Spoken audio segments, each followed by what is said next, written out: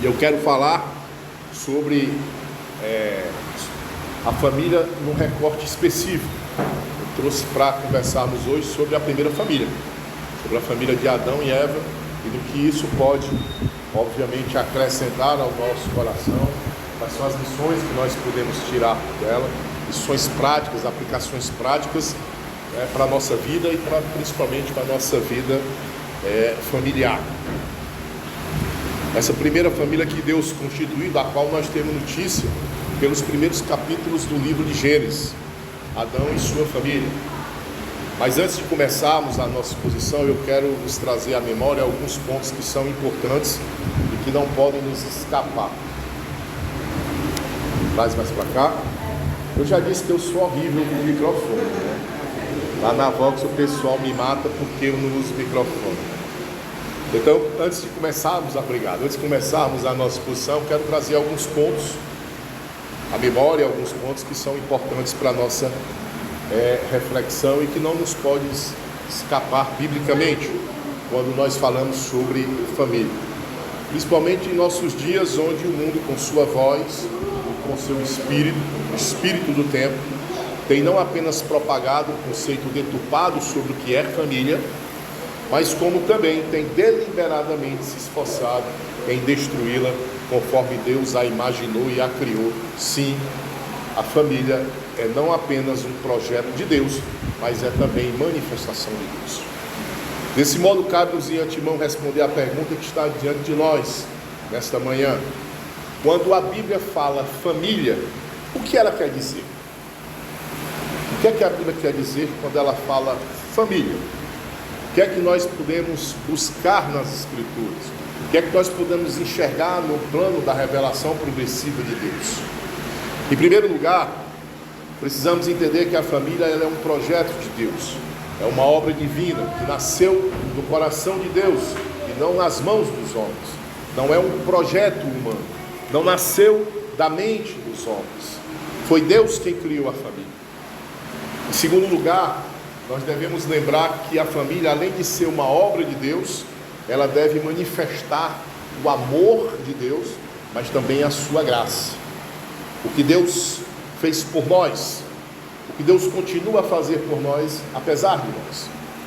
Em outras palavras, Deus não apenas criou a família, mas a criou para a sua honra e para a sua glória, para que ela pudesse ser a manifestação visível do seu amor e da sua graça, para que através dela fosse refletida a sua gloriosa graça, a qual Ele nos deu gratuitamente em Cristo, seu Filho amado, e para que nós pudéssemos espelhar o seu amor e a sua justiça.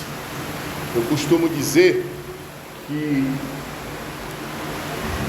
quando nós formamos uma família, quando homem e mulheres se tornam uma só carne, na verdade eles são apenas dois pecadores que estão dizendo sim diante de Deus.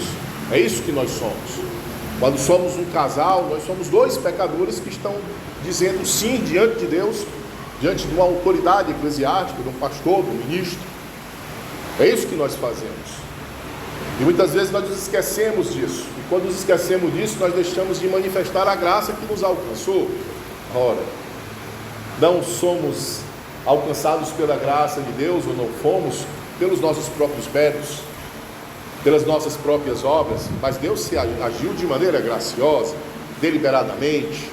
Mas muitas vezes, em nossos casamentos, o ponto de partida para a formação de nossas famílias, aliás, nós já temos a família no casal, muitas vezes nós nos movemos com o nosso cônjuge, ou com a nossa esposa, ou com o nosso esposo, de maneira não graciosa.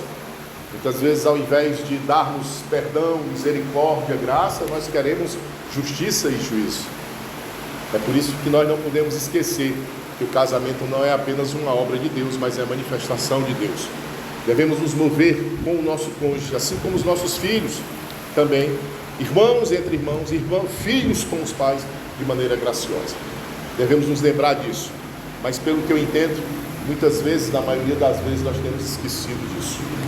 Em terceiro lugar, a família pode ser pensada como uma metáfora central, para que nós possamos entender o nosso relacionamento, o relacionamento com Deus. Ele é o nosso Pai, somos seus filhos, Ele nos amou primeiro e nós devemos amá-lo de modo recíproco. Ontem, quando nós estávamos a falar sobre culto público, como aqui nós temos, eu disse uma frase que não é minha, é de Daniel Bloch, que ele usa a melhor expressão que eu encontrei, e a mais simples, é que culto é uma resposta humana a Deus. Então, nós precisamos também nas nossas famílias dar uma resposta a Deus, lembrando que isso deve refletir não apenas o nosso relacionamento com Ele, mas o relacionamento trinitário de Deus. Então nós devemos amá-lo de maneira recíproca, e a maneira mais profunda que nós podemos demonstrar o nosso amor a Deus é obedecer e fazer a sua vontade. Aliás, é isso que Cristo faz. Mas em quarto lugar, e não menos importante, a família, prestem atenção nisso, a família é um aprendizado, ou é um lugar de aprendizado, melhor falando. É isso que a família é. A família é uma escola teológica, é assim que ela deveria ser. É um lugar de aprendizado, não é só um lugar de encorajamento, não é só um lugar de amor, não é só um lugar onde tem perdão, mas é um lugar de aprendizado. Porque é nela que nós aprendemos, como humanos, que nós não somos perfeitos. É lá que nós aprendemos que nós não somos perfeitos. É no ordinário dos nossos dias, das nossas relações pactuais, que nós sabemos muito bem que nós não somos perfeitos. E mais, que dependemos em tudo de Deus. Mas também é nela que nós aprendemos a servir uns aos outros. Dificilmente você vai encontrar alguém que aprendeu a servir na igreja sem ter aprendido a servir na sua casa. Dificilmente. E a família cristã, ela tem necessariamente que desenvolver esses traços. Pais e mães devem pensar isso o tempo todo.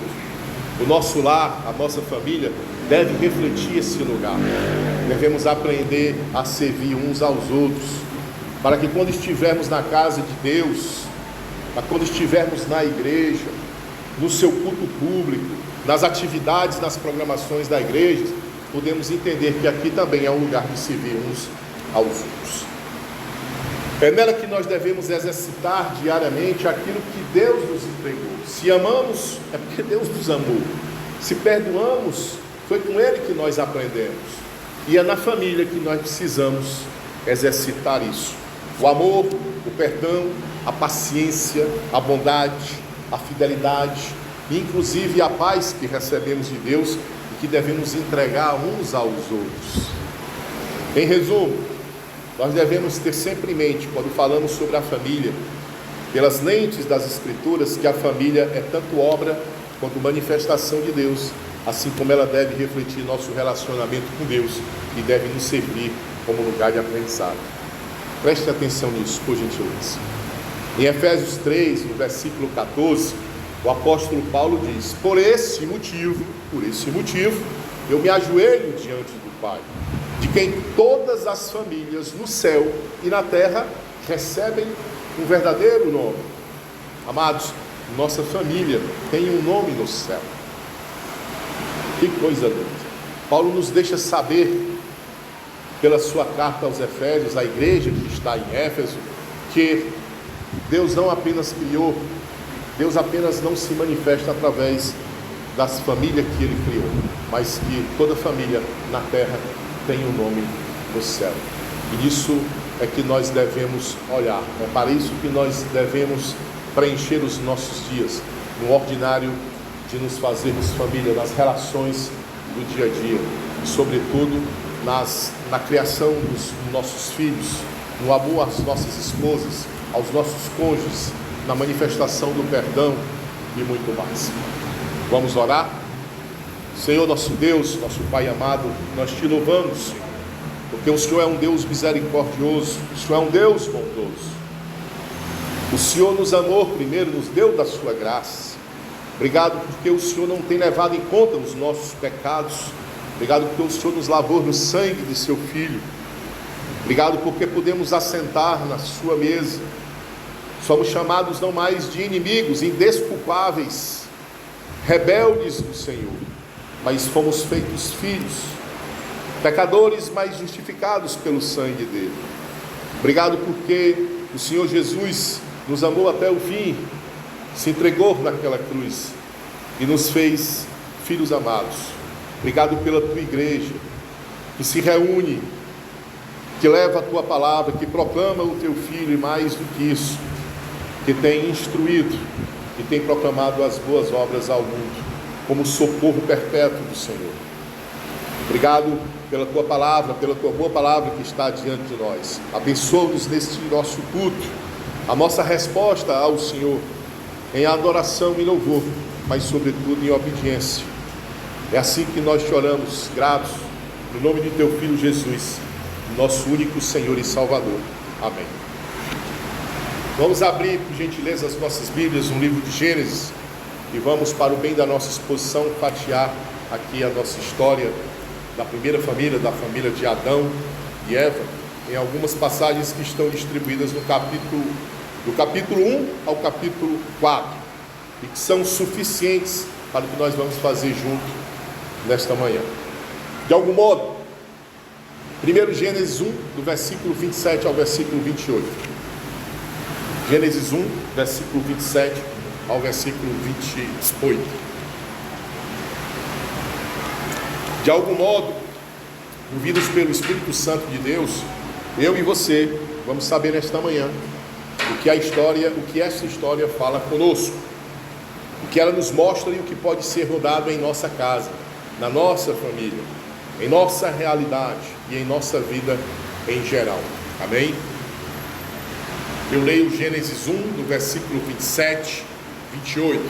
Criou Deus o homem à sua imagem, a imagem de Deus o criou, homem e mulher os criou.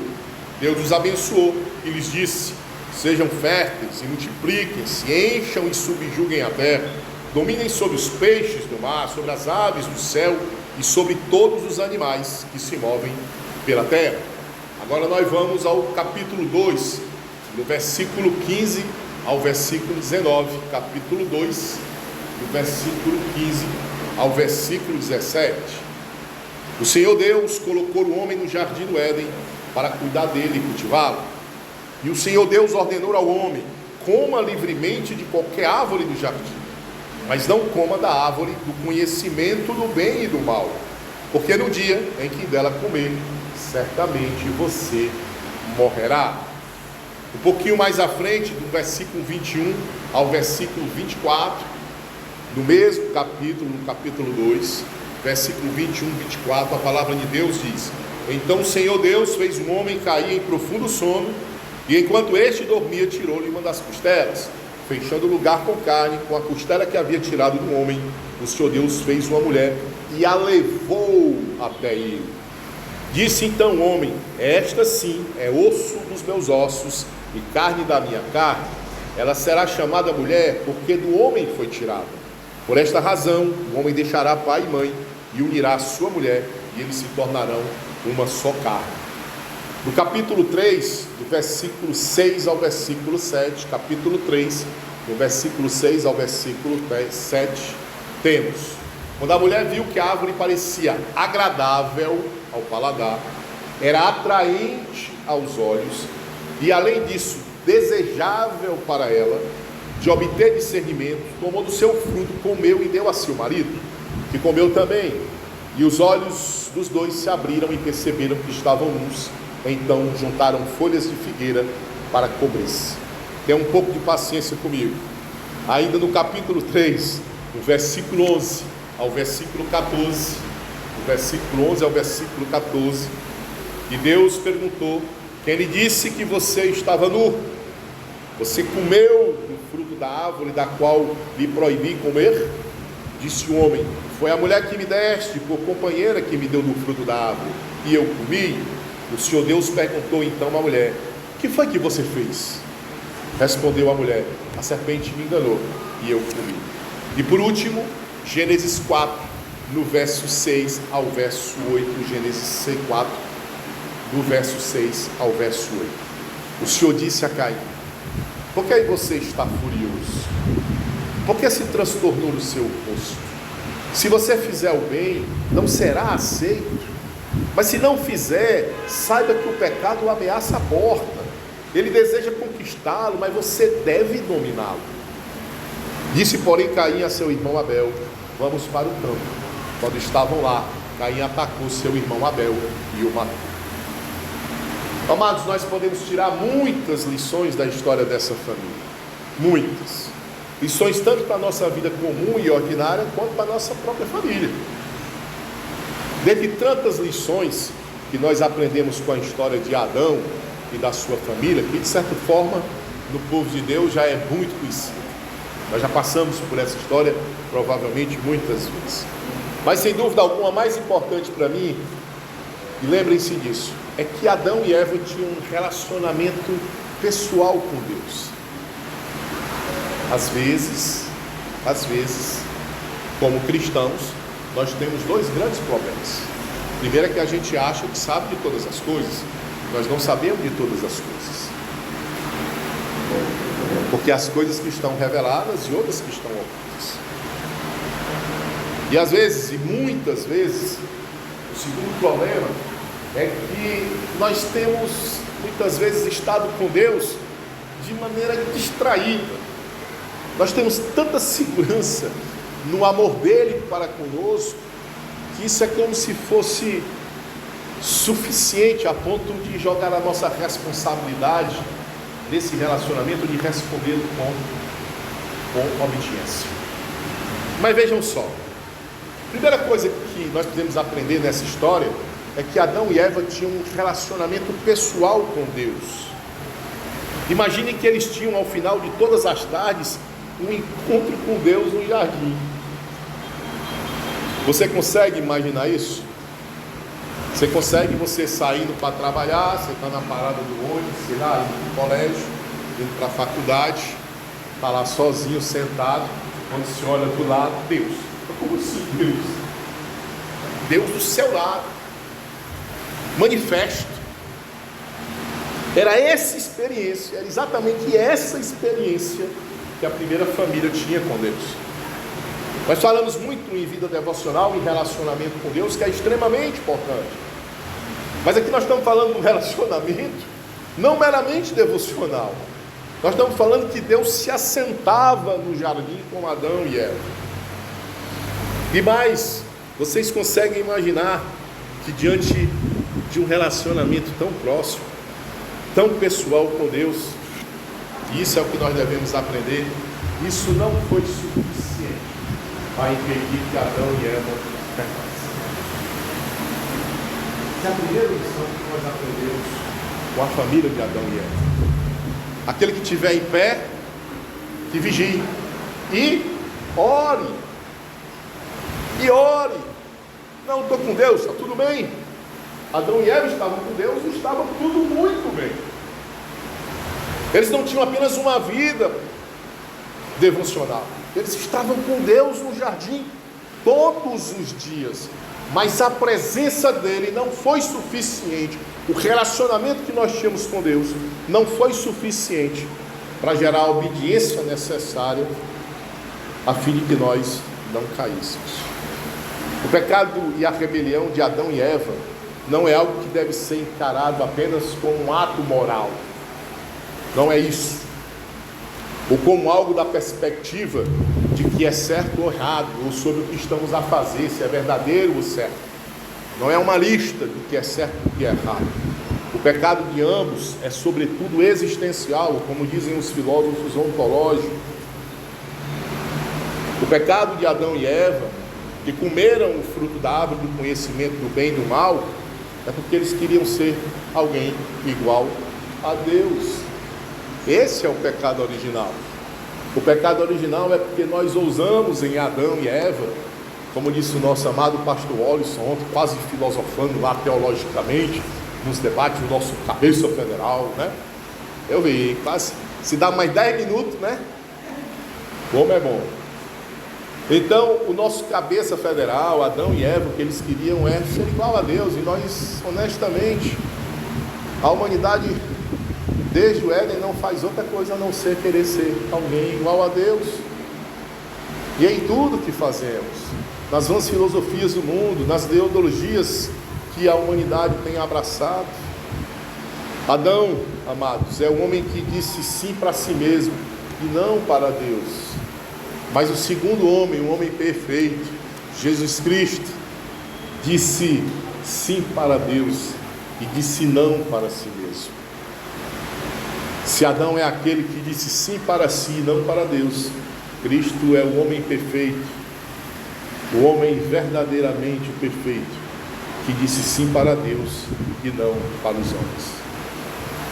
Costumo dizer que a queda de Adão diz muito respeito de quem é o homem. Se nós precisamos entender quem é o homem, nós precisamos olhar para Adão. Até hoje nós passamos a vida toda querendo ser alguém igual a Deus.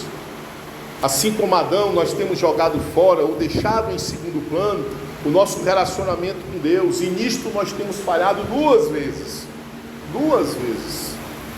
Quando eu cheguei ali, eu estava no meu canto orando, cheguei atrasado no culto, a culpa é da sogra. A sogra me atrasou hoje, não é verdade? Está ali minha mulher, a mãe dela. E eu estava ali contrito, ouvindo esse louvor maravilhoso. E a coisa mais bonita que eu acho no mundo depois da minha esposa, tá vendo? Já bati na sogra, mas já alisei do lado. Vamos aprendendo, isso é sobre família também. É o canto congregacional de uma igreja. E eu estava pedindo a Deus ali perdão, para que Ele me preparasse para o que eu vim fazer nesta manhã, porque meu coração estava ainda com adrenalina de andar 80, 90, 100 km por hora, lá do Cocó para chegar aqui a tempo, e mesmo assim cheguei aí 10 minutos atrasados, querendo dizer que Ele preparasse meu coração, que Ele me livrasse dessa agitação do dia a dia. E é isso que nós passamos a vida toda, é por isso que Deus santificou o domingo. Os judeus usam o Shabat. Nós precisamos descansar. E isso aqui tem a ver conosco, com a história de Adão também. Em primeiro lugar, porque nós falamos em não reconhecer a Deus. Inclusive no dia em que nós deveríamos descansar, deveríamos estar pensando naquilo que queríamos fazer junto como igreja no seu culto, longe de muitas preocupações. Mas em segundo lugar, porque falhamos em não reconhecer o nosso papel. Olha só, nós falhamos em não reconhecer o nosso papel. Precisamos nos esforçarmos em conhecer melhor a Deus. Isto só é possível, obviamente, através de um relacionamento pessoal com Ele, na Sua palavra e em oração. Deus não exige de nós perfeição, amados, mas nos chama à santidade. Ele não exige perfeição, mas Ele nos chama à santidade. Sede santos como eu sou santo. Mas é certo, nós precisamos reconhecer o nosso papel.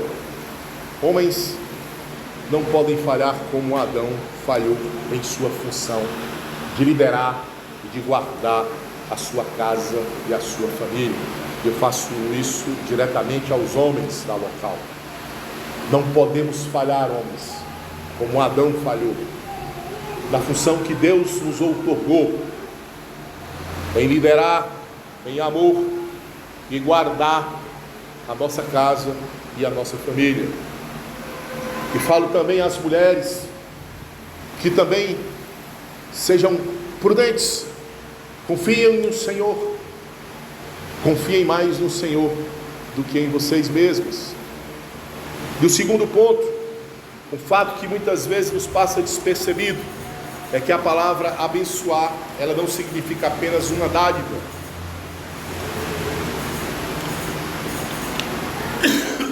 Perdão. A palavra abençoar, nós lemos há pouco que Deus abençoou Adão e Eva. A palavra abençoar, ela não significa apenas uma dádiva de Deus, mas também ela é uma função. Como assim, pastor? Quando Deus nos criou, homem e mulher, criou e os abençoou, nos abençoou, Ele nos deu também uma tarefa. Isso aponta para o que nós chamamos de propósitos da família. E Adão e Eva falharam nesta tarefa. Deus os havia chamado para obedecer, para serem um do outro, para cuidar da terra, para encher a terra. Mas seus olhos e seus desejos estavam aonde? Em outro lugar. Olha aquela árvore. Porque no fundo do coração deles, o que eles ansiavam, o que eles desejavam era ser alguém igual a Deus. A missão que lhes fora dada incluía inclusive o seu papel como pais, como tutores, a guiar, cuidar, instruir, ensinar, amar e em especial levar seus filhos a Deus. Quantas vezes perdemos nossos filhos quando nos distraímos e deixamos de andar com eles e conhecermos seus corações. Andem com seus filhos, conheçam vossos corações, se portem com eles. Quando eu oro para liberar as nossas crianças para o culto infantil na Vox, eu sempre oro: Senhor, os teus filhos, nossos filhos, a tua herança, nossa responsabilidade. É assim que nós devemos encarar os nossos filhos, a tarefa de criá-los, de amá-los, de instruí-los. Adão e Eva falharam nesta tarefa. Isso custou a vida de seus dois filhos.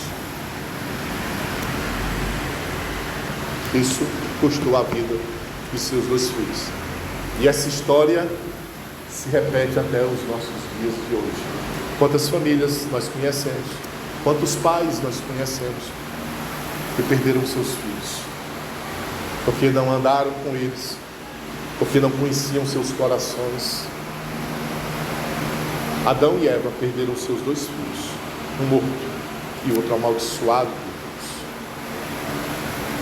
Eu costumo dizer, e a Fernandinha me serve de testemunha, eu sempre digo que eu gosto muito de uma palavra que ela é muito mal utilizada nos nossos dias, principalmente por essa turma aí do povo, que é a influência. Você quer ser um marido influente com a sua esposa? Massa. Procure saber o que é importante para ela. Você quer ser um pai influente com seus filhos? Procure saber também. Até para que você saiba que aquilo que muitas vezes é importante para eles é adequado ou não. Quem seus filhos amam, adoram, seguem, o que é que essas pessoas pensam de Jesus? Elas também amam a Jesus? É sobre isso que nós estamos falando. O terceiro ponto é que Adão e Eva também falharam na obediência a Deus, e falharam em cumprir cada um com o seu papel de pais. Em Provérbios 20, versículo 7, nós sabemos que os pais devem modelar o comportamento de Deus. Nossa referência é Deus. O nosso modelo é Cristo. Nós devemos modelar isso também como pais. Devemos olhar para o Deus Pai e modelar o seu amor, o seu perdão, a sua graça, a sua maneira graciosa, aquilo que nós encontramos nessa relação, ou como diz um amigo meu, no balé divino da Trindade, a harmonia perfeita. E isso, ou nisto, Adão e Eva falharam de modo consistente e continuadamente. Ambos não apenas falharam na obediência a Deus, mas continuaram a falhar com Deus quando Deus os confronta. Nós lemos agora há pouco. O que é que Adão faz quando Deus o confronta? Ele põe a culpa na mulher, e Eva põe a culpa na serpente. É um negócio fuleiragem, né? Um bota a culpa na mulher. Vocês já viram isso? Os homens daqui não fazem isso, né? De jeito nenhum. E a mulher botou logo a culpa na serpente. Não é comigo não, aí ó. Tu criou a carniça aí, ela veio e lambeu aqui o meu ouvido e eu caí. Não é assim? Então Adão põe a culpa em sua mulher e Eva põe a culpa na serpente. Ambos falham aqui em não assumirem a sua responsabilidade.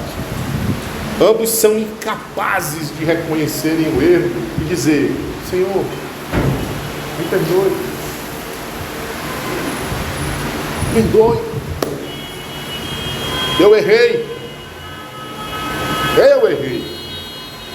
Provérbios 1, versículo 9 diz que a família é um lugar de instrução. Olha só, que coisa linda. A família é um lugar de instrução, que nos permite saber que nossos filhos copiam nossas atitudes. Olha só, os nossos filhos copiam nossas atitudes, mas eles guardam as nossas palavras.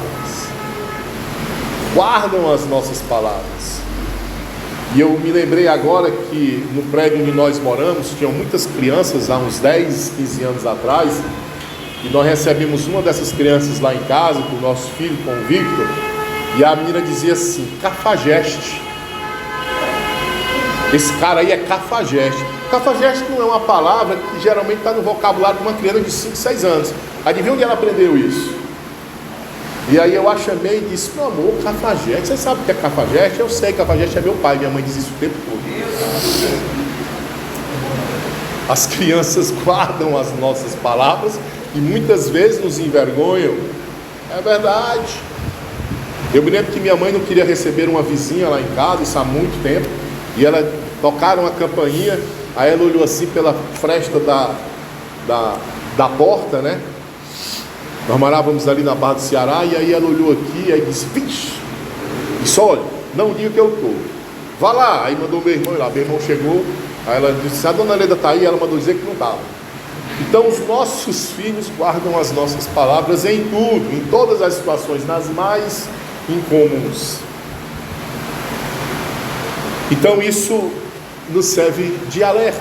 Os nossos filhos copiam as nossas atitudes e guardam as nossas palavras.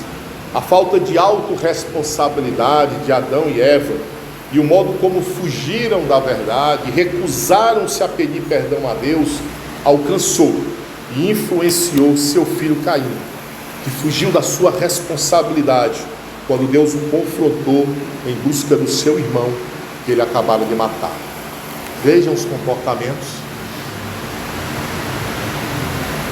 Isso aqui não é nada daquela bobagem que a turma anda por aí, que alguns crentes acreditam de maldição hereditária. Para disso, isso não existe na Bíblia.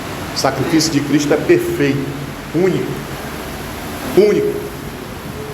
Se existir alguma maldição hereditária, é que nossos filhos guardam as nossas atitudes e copiam as nossas palavras. Não, para disso, isso não existe. Isso é bobagem de Neo. Mas vamos lá.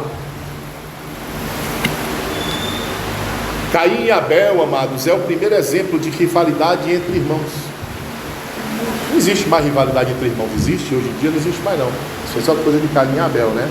Mas olha só, Caim e Abel é o primeiro exemplo de rivalidade entre irmãos que ecoou nos relacionamentos de Esaú e de Jacó, de José e seus irmãos. Olha como é importante nós trazemos à nossa casa a obediência a Deus. Olha como é importante aquilo que nós temos colocado na nossa casa. Extremamente importante. A rivalidade entre os irmãos é uma coisa terrível. Alcançou Caim e Abel, alcançou Esaú e Jacó, e alcançou José e seus irmãos. Sempre quando eu falo sobre isso, eu me lembro de um filósofo que certa vez disse que nada do que nos é humano pode ser estranho a nós.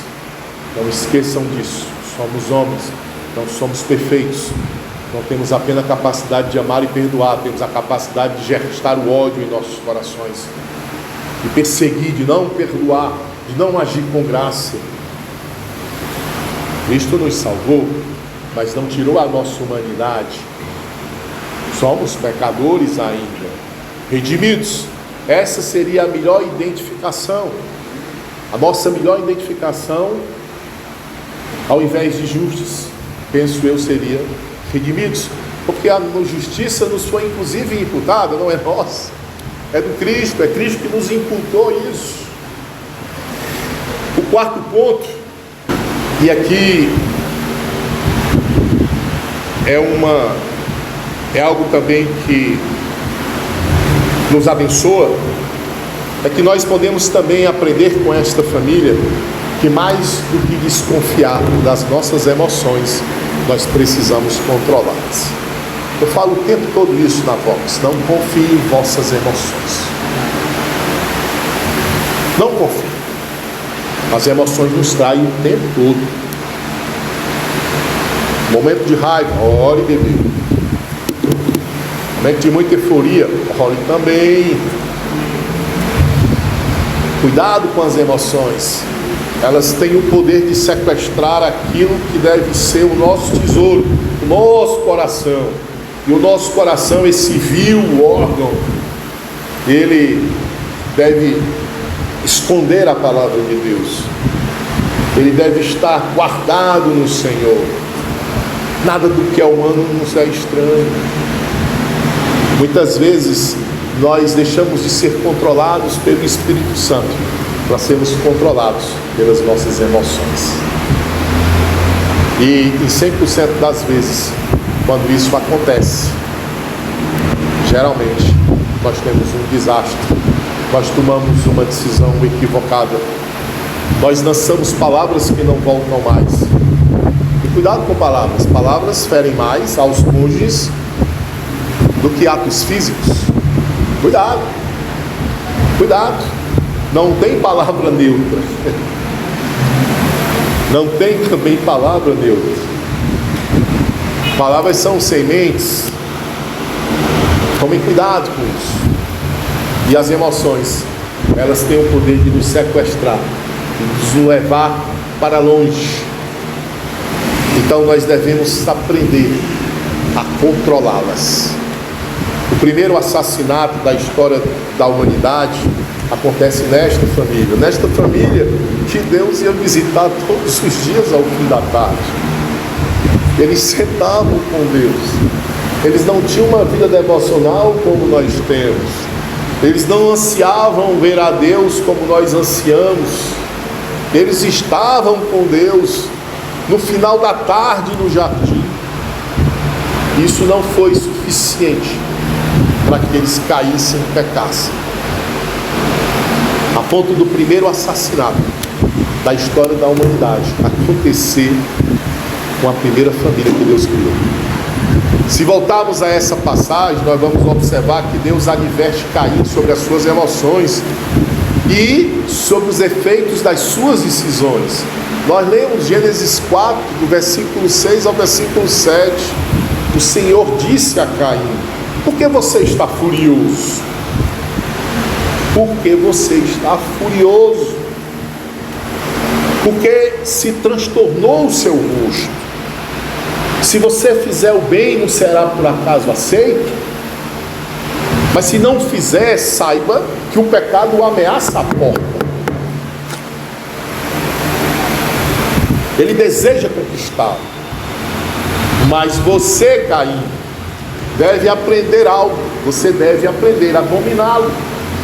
Dominem as suas emoções, e elas não lhe levarão ao encontro com o pecado.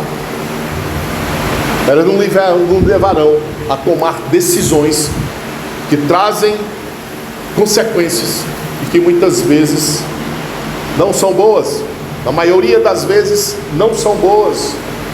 Não condiz com aquilo pelo qual eu imaginei quando vos criei. Podemos e devemos controlar nossas emoções. Deus nos mostra que temos a escolha de dominarmos nossos sentimentos e mudarmos de atitude. Pode ser que você discorde, mas não é isso que a Escritura diz. Aliás, é o próprio Deus que diz. Eu não costumo desconfiar daquilo que Deus diz. Imagino que você também não. É Deus que diz: domine. Você é capaz de dominar suas emoções. Não deixem ela lhe dominar. Subjugue-a. Ele também não está dizendo que é fácil aqui. Ele não disse isso, mas ele disse que nós deveríamos dominá-la. Precisamos desenvolver como família a capacidade de ligar com nossas emoções, até mesmo porque em toda palavra nós podemos encontrar mensagens de quê? De orientação, mensagens de encorajamento, mensagens de correção. Veja o livro de Provérbios, está cheio de encorajamento, está cheio de orientação. E muitos textos em toda a Bíblia. E eu já começo aqui a minha conclusão. De todo modo, amados, cabe nos lembrar que em Adão e em sua família, em alguns momentos, nós nos enxergamos a nossa família. Mas de sorte, nós podemos mudar essa situação e podemos contar com Deus para a missão de fazermos da nossa família um lugar em que Ele seja manifestado e conhecido. É isso que devemos fazer. Essa é a nossa tarefa. Quando fazemos isso, nós fugimos de Adão e nos aproximamos do Cristo.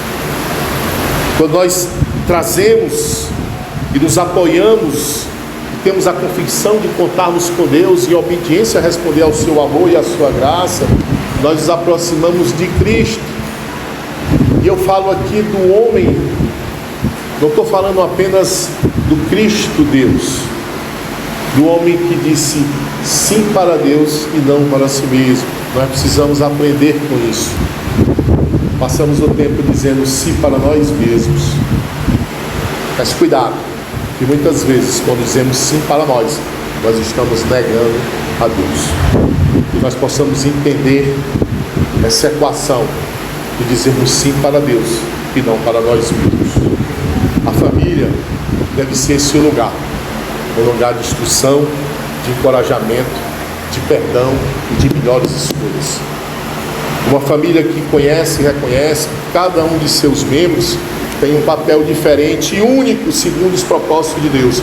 O filho não pode ser o pai, a mãe não pode ser a melhor amiga, o pai e a mãe não pode ser o pai não pode ser a mãe, o irmão não pode ser o pai.